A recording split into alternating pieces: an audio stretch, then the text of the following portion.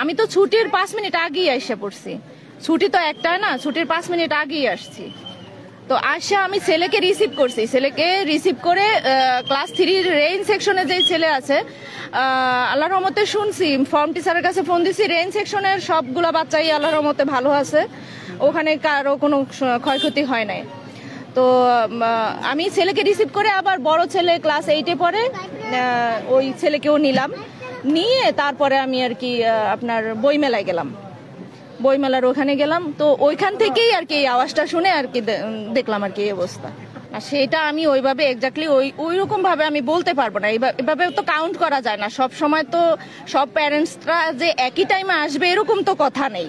দেখা যায় ছুটি হওয়ার পরে যে প্যারেন্টসরা আসছে তার বাচ্চারাই চলে গেছে। আর বাচ্চারা তো যদি প্লে নার্সারি হইতো, অনেক ছোট বাচ্চারা হইতো, তাদের প্যারেন্টসরা সবসময় একটু আগে আসে, ছোট বাচ্চা রিসিভ করতে হবে, কান্নাকাটি করে। কিন্তু এই বাচ্চারা তো একটু বড়, দেখা যায় অনেক সময় এই টাইমটা মায়েদের রান্না বান্না থাকে, হাতে কাজ থাকে, একটু লেট করে আসতেই পারে, হয়তো বা একটু লেট করে আসছে। আর যারা ম্যাক্সিমাম বাচ্চারই কোচিং এর বাচ্চা, আর হচ্ছে যে মায়েরা একটু লেট করে আসছে, হয়তো তারাই ছিল।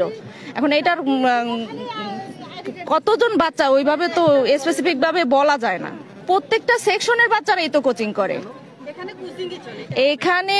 না, কোচিং হচ্ছে গিয়া যে বাচ্চারা একটু দুর্বল সাধারণত, ওই বাচ্চাদের মানে প্যারেন্টসদেরকে বলে যে আপনার বাচ্চাকে একটু কোচিং এ দেন। ধরেন আমার বাচ্চাই হচ্ছে পড়ালেখায় ভালো, ঠিক আছে, কিন্তু রাইটিংটা একটু স্লো।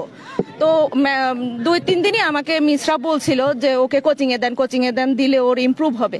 তা আমি দেইনি, আমি বাসায় টিচার দিছি যে না মিস, আমি কোচিং দেবো না, কেননা বাচ্চারা 1টা পর্যন্ত ক্লাস করে, ওইখানেই তো ক্লান্ত হয়ে যায়, তারপরে আবার 2:30টা পর্যন্ত কোচিং, এটা ওদের জন্য অনেক বেশি হয়ে যায়, প্যারা হয়ে যায়।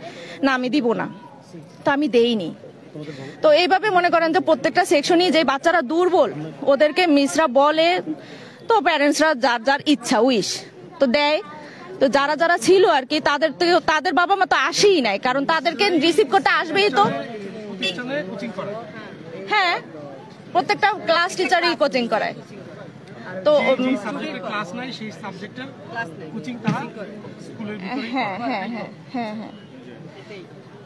আমি ওই কোচিং এর যে বাচ্চারা, ওদেরকে তো মনে হয় ছুটি দেয় 2:30টার সময়।